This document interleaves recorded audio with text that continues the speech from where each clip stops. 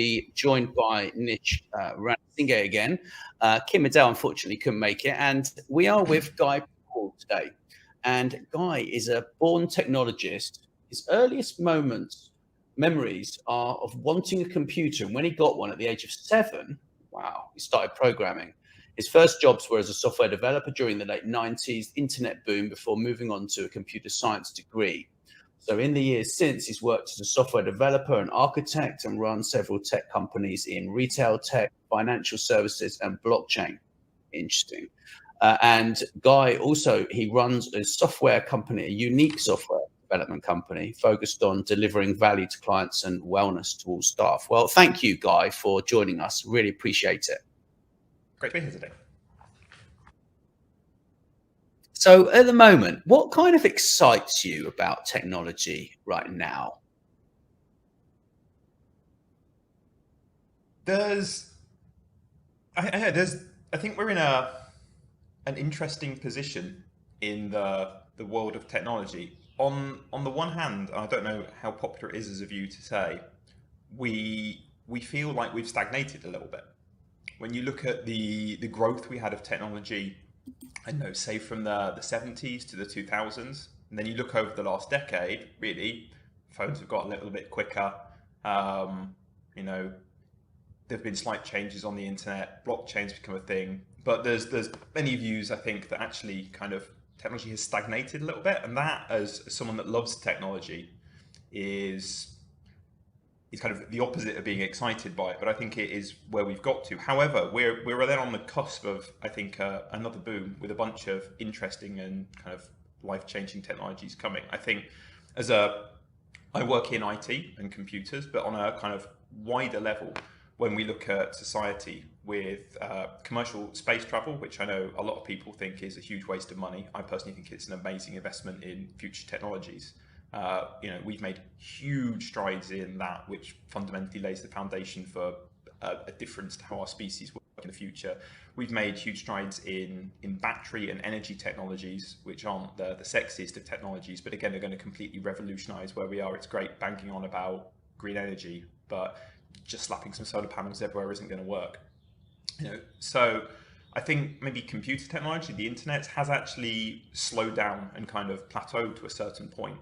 When we get, I think there's a lot of computer tech that gets bandied around as being exciting and the current thing. People talking about the metaverse or cryptocurrency and blockchains, all of which things have been part of. How revolutionary they are is different. I think when we look into outside computer tech, there's a lot more interesting and revolutionary things out there at the moment that are pretty exciting. So Nish, what do you think? What excites you the most at the moment around tech? I love what Guy said, by the way, about the space program, because I mean, so many people slate the space program, but if they actually realize that the devices they were talking on were kind of, a product of what President Kennedy invested in today's money is 150 billion US dollars, right? So I'm really excited about that too, because the capabilities are just growing. So sorry, I got a bit sidetracked there, Nish. I just had to go on a little bit about what Guy said. So what do you think, Nish? No, I think that I'm really interested in green technologies as well. Having just myself invested in an electric car, all of the tech that comes around with that is pretty impressive. And I think that when you look at things, that the applications of certain things in society is pretty interesting. So the space program, as you mentioned, it's an investment into the future of our species. But then you think about what's happening on our planet as well, and how people are switching to more green technologies. But then, for me, the other thing is what the people or societal application of some of these technologies are. So when you do talk about things like the metaverse, it's not just about, sticking a pair of Oculuses on and then going to watch a football match. It's more about what does that mean for us what does it mean for us as a society? What does that open us up to? Things like blockchain, in theory, were things that could have really revolutionized transactions, but why is it that hasn't necessarily things haven't found the application for that? Is it adoption? Is it because people aren't ready for it? And I remember when, when Steve Jobs first came out with the iPhone, it was actually, he created the iPad first, but realized that the world wasn't ready for it yet, so had to do the iPhone first in order to kind of get people ready for the iPad. And I wonder what the stepping stone is to get people up along the same curve as some people who are actually quite excited about certain very, fast, very interesting technology such as a space program. What are the human applications, and how do we ensure that people are excited about the same things and not just excited about, sticking virtual reality goggles on and going to look in a jewelry store, So that's, I don't know, that's kind of where I sit with this whole future technology thing. Yeah, I mean, I think from where I'm sitting, we've got massive issues when it comes to inclusion. Like that's something that I'm a big advocate of, inclusion. You think that nearly 50% of the world don't have internet access, right? Like it's whilst it might be an opportunity, it's also practically a human right now. I don't know. What do you think, Guy? Do you think that technology companies could do more around inclusion for old people, disabled people, etc., etc.? Yeah, I mean, I think from a commercial perspective, the reality is that most tech companies would have every single person of every single age in every single part of the world using their products if they can, because it's about money at the end of the day. If we're looking at Facebook and the metaverse, if Facebook can get everybody from age 11 to age 111 across the whole world using their platforms, they would. I think there's practical issues. So talking about inclusion, and actually space comes with this as well. It's not easy to provide an internet connection in the middle of a village in sub-Saharan Africa. The cost of build out, as I mentioned before we started recording today, I live in broadly the middle of nowhere in the jungle somewhere, and I am lucky enough that I live somewhere where there's a large enough population that's paid to get an internet connection laid here, but it's the absolute minority, and the cost per mile is ridiculously expensive.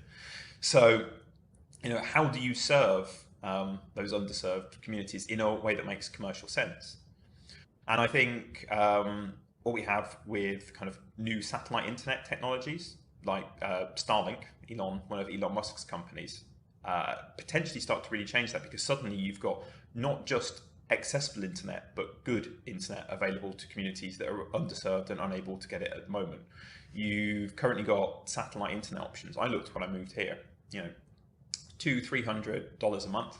It would have been the speed of a home internet connection from 15 to 20 years ago, and I'd have had bandwidth limits on it, and it would have been really, really slow for requests and things to go through. So it just isn't practical. So a good, reliable satellite internet technology coming on like Starlink is a fascinating proposition for bringing inclusion. But at the end of the day, as much as I think, commercial companies, there's a commercial case there for Starlink. It comes on as a business, it provides greater good. But I think when it comes to engaging other sectors of communities, part of it does have to come to governments playing their parts as well. I think there's only so much in non-profitable areas that private companies are ever going to be able to do, and it comes down to governments and societies at large helping inclusion. We can all talk about inclusion with mentioned older people as well. How many people helped their families learn how to use Zoom during lockdowns in 2020? We can all play a part in sharing these technologies with those that maybe aren't as much a part of the technology in our lives as they otherwise could be. Yeah. Yeah, I agree completely with what you just said there, actually. But I think when it comes to teaching perhaps retired people how to use the internet, especially people with dementia and things like this, I think that Amazon voice technology is just incredible. And actually, in the coming, I see that becoming massively important for dementia sufferers.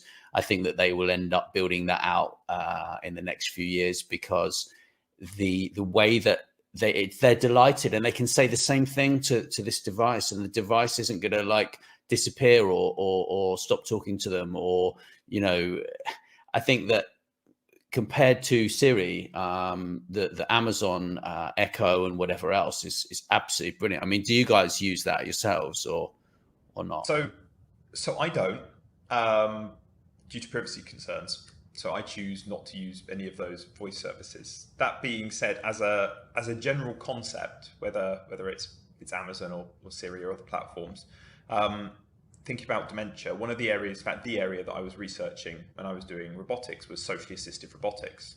I was specifically looking at the research with regards to mental health, but there's a lot of interesting work groups within socially assisted robotics for dementia, for other areas, to actually help people. The university I was studying at had an entire like house of the future setup, filled with socially assistive robotics. And there were all kinds of little things. I know there was one that was a simple one, like it was a mug that when you the person drank it, it would just create an artificial flower to just move slightly and look like it was blowing in the breeze.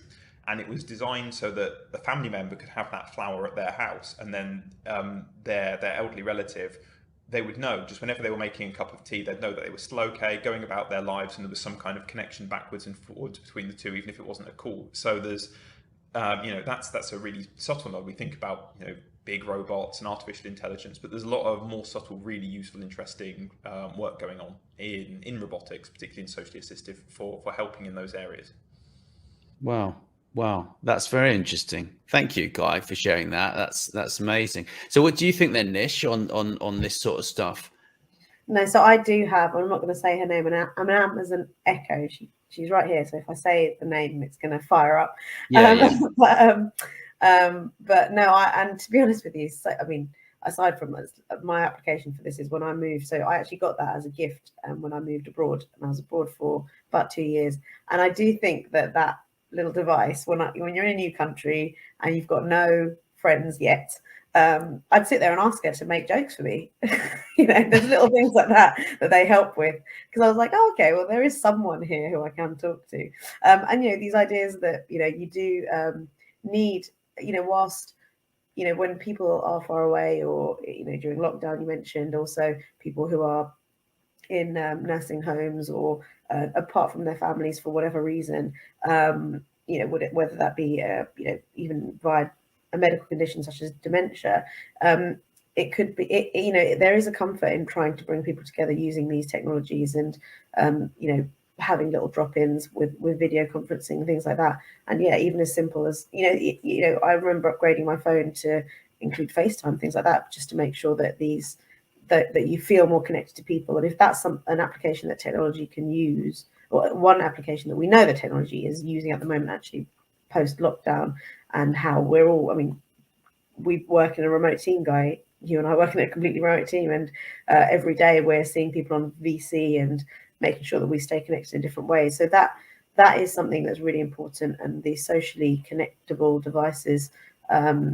is something that's a really great application for tech. The other thing is medical advances, to make sure that little treatments can be made quicker. Advances in, I guess, pharmaceutical technology, if they can start sort of doing research into their like testing quicker, and bring all of that back to our doctors and hospitals and that quicker. So that is another area which I think is a really good investment for it.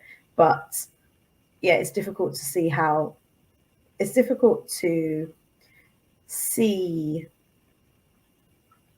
or I suppose differentiate between technology that we see in society having social applications versus where the research is going into, whether pharmaceutical companies, medical companies are investing in actual like coding technology to advance it, versus just upgrading their rubbish internal database systems.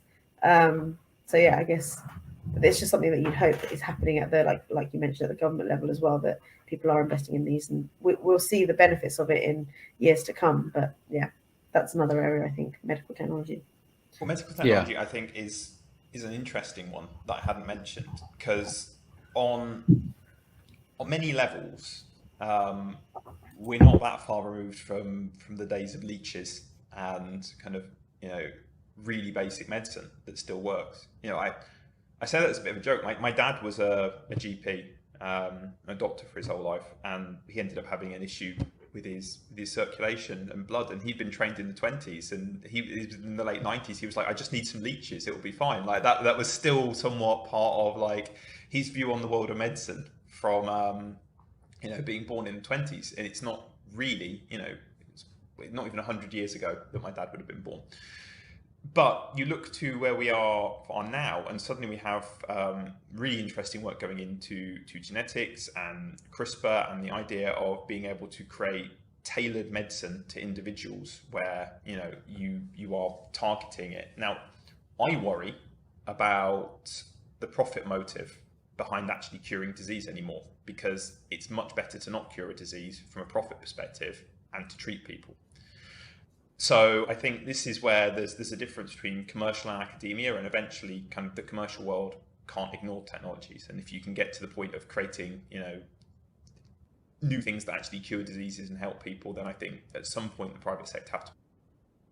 Otherwise, it's really easy for the private sector in medicine to treat, not cure, because there isn't a profit motive for a cure.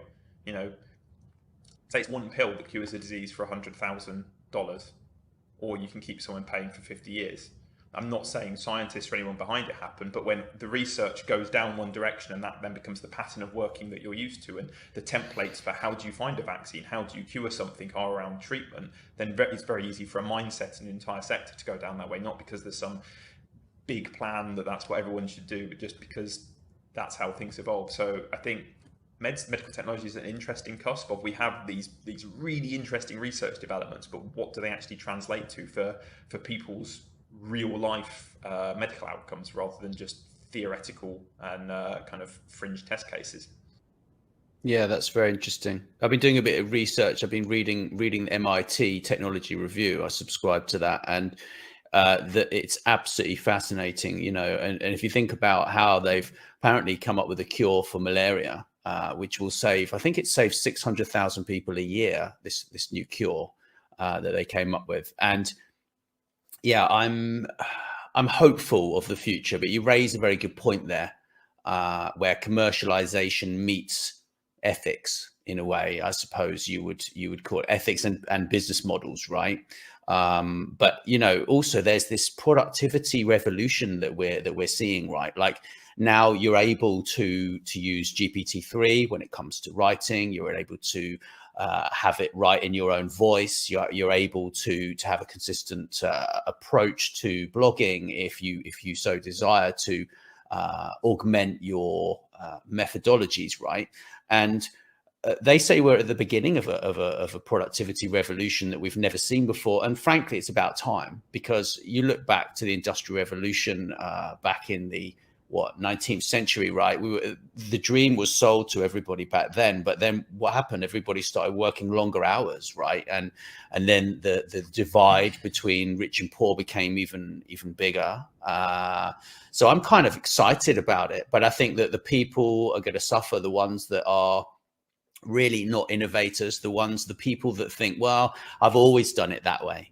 I don't need to save time. It's like, but they don't seem to understand that the difference between them having a job and not having a job is a continual innovation, continue on the job training, right? And it's unfortunate that mindset of, it's a kind of laggard, kind of lazy mindset, it is still prevalent really in society these days, I think it's an interesting question you raised about productivity and technology and how that translates to real life benefits for people. Because I mean, yes, you've got the Industrial Revolution, but it's a consistent theme that's solved with technology if this is going to make your life better. So when washing machines were first created, the whole basis of washing machines was it was going to free the housewife up and they would have time to do other things.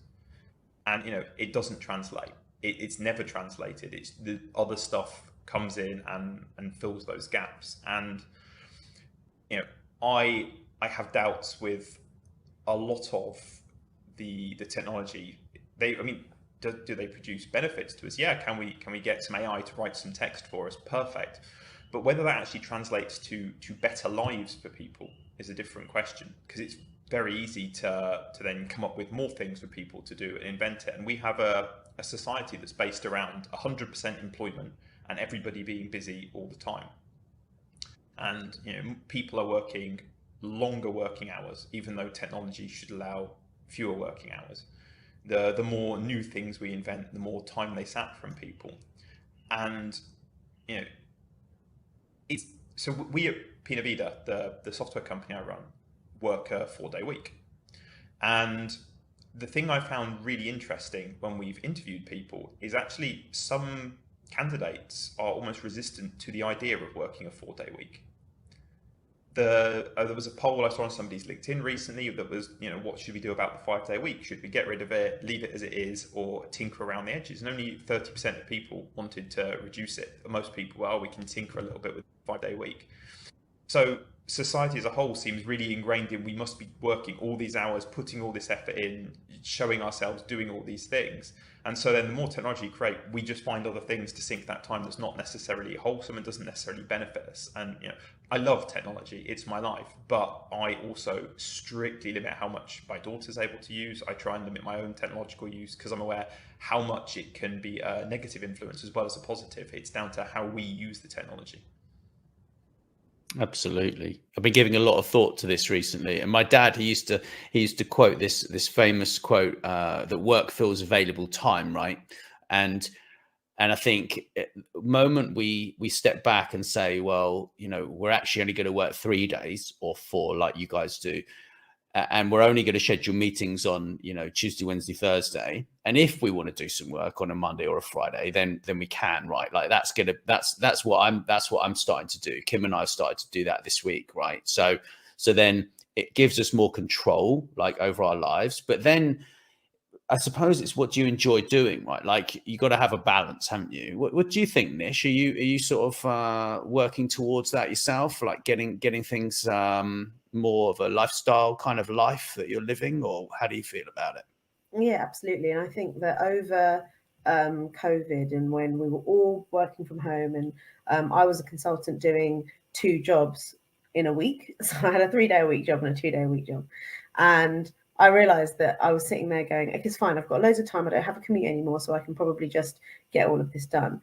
But it never works out like that. You end up working 5 days for both jobs because it just ends up just snowballing. There's never really a cut off for people asking you for your time, and it has to be a mindset shift in order to actually get somebody to stop and move into a lesser working pattern. Because we as humans, somehow, maybe it is over what you mentioned, Nat, the Industrial Revolution, the 5-day working week and the 2-day weekend is a completely human, like a completely societal construct, right? Nobody's ever said, like, actually this is how much we should work. And like guys mentioned, we should be working less. We've got more technology, we should have more time.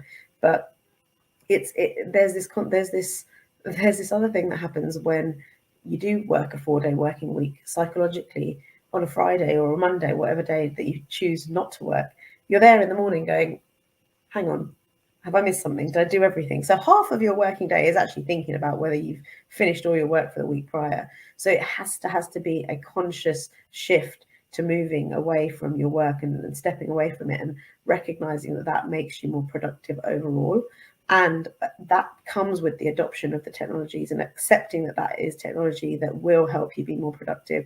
Use the kind of workflow tools, get your teams all involved in them. Because unless, like you mentioned before, that's where you have those laggards where people aren't adopting it. That's where people aren't utilizing things in the right way. That's where everyone else spends more time trying to either explain it to them or work around them or doing all these things. So as soon as everybody sort of gets on board with doing things in a certain way, then everybody can sort of reduce and replenish their mental capacity in order to become more productive overall. So I'm a massive advocate for, number one, 4-day working week, and also working less, but not reducing productivity. So yeah. I'm completely, I will speak to the hills on that, no worries. But I'm going to jump in there quickly. We've been talking a lot about people and technology, right? And this is kind of part of our theme throughout this series, really, of like, how do we get people to embrace the technology? And I know you guys put in a lot of systems, you do a lot of big projects, you work with a lot of people who basically may drag their heels, right? So if you got any sort of advice for those people who are worried that this tech you're installing is going to remove them from their job and stuff like that, Guy?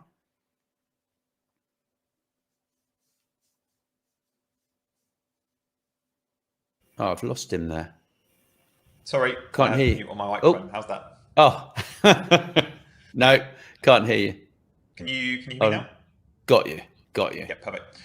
Yeah. So a lot of the work that we do doesn't actually translate to removing people from their jobs. I think I've been reasonably lucky in that a lot of the projects I say I've been reasonably lucky. I think this comes back to the previous comment, is work fills the available week, and you make a process more efficient for people. And normally it's because someone's trying to increase sales volume or increase the other things. And so you tidy up a bit of the process, you put in a new system, but really it's because other stuff's increasing, and generally it doesn't take people away. I mean, we have, and I'll let Nish talk more about this, other resistances that come from people, but certainly in terms of a project perspective, I find that generally most of our clients are not putting in systems because they want to get rid of people. They're putting in systems because of growth, and right. They want to use the same number of people to do more work. Right. So what do you think, Nish? Is there a kind of struggle that you face when implementing these systems? I think that's always the strategic requirement, is to have more people everyone's doing the same stuff, just more of it. But there is always a struggle when you come to actually putting things in. And that comes down to people not really understanding where they then fit into the process, not really understanding that actually, if instead of writing things down on a piece of paper, people learn how to then write stuff onto a computer. And then instead of sort of writing things out many, many times over, they then just learn how to copy and paste. And it is to serve this ultimate goal that we do things more efficiently. So hopefully you will be working less, but achieving more. And that comes with breaking that mindset that we have stagnated in our development today. And it comes with educating people that it's all about developing yourself and developing your own skill set. And, maybe if you have more time to not do what you're spending 80% of your time doing, you'll be able to work on other things that interest you, whether that be at work, it gives you more time to think about that, but also at home. It gets you home earlier, spend more time with your families. And people just are so resistant to that, or so resistant to even taking the time to understand it. And part of my job is always having that real almost theological conversation with people, saying, it's fine, maybe if you stop doing this, you can do more of this. And it's just, it does end up becoming a lot to do with changing mindsets and changing habits, regardless of whether regardless of whether the actual overall strategy is to make people more productive overall. On the ground, it's very much a hearts and minds exercise. Yeah, I can imagine. Well, it's been absolutely fantastic speaking with you, Guy and Nish, as usual. So just before we scoot off, is there anything that really excites you the most out of everything that you've seen in the technology industry? Is that a question for me? Yeah, for you, Guy, to start with. Yeah.